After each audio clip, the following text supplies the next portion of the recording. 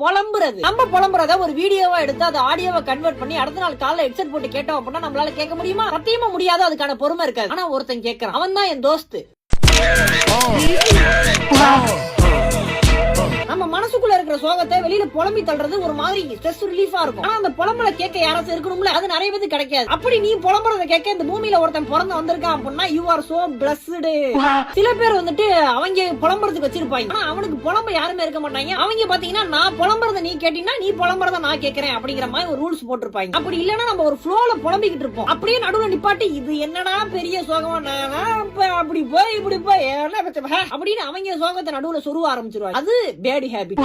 நான் புலம்புறத மட்டும் ஒத்தாளா நின்னு காது கொடுத்து கேக்குறான் பார், அவன் பெஸ்ட். ஒண்ணு அவன்கிட்ட நான் புலம்புன பிறகு அவன் எனக்கு சொல்யூஷன் கொடுப்பான், இல்லனா நான் புலம்புறதுக்கு அவனுடைய காதை கொடுப்பான். சொல்யூஷன் கொடுக்கலாம் தேவை கிடையாது, அவன் காது கொடுத்தா போதும். நான் பாட்டு புலம்பிட்டு போயிட்டே இருப்பேன். என்னோட புலம்பல கேட்கறதுக்கு இந்த பூமியில பிறந்த அந்த ஒரு நல்ல ஜீவனுக்கு நன்றி அப்படிங்கறத சொல்லிக்கிறேன். நன்றி மறப்பது நன்றன்று, நன்றன்றது அன்றே மறப்பது நன்று. இது எதுக்கு சொன்னேன்னு எனக்கு தெரியல, அதை அப்படி ஓரமா வச்சிருங்க. ஆனா நன்றிடா. அடிக்கடி உங்ககிட்ட நிறைய புலம்புறேன். முத்தம் கொடுக்கணுமா?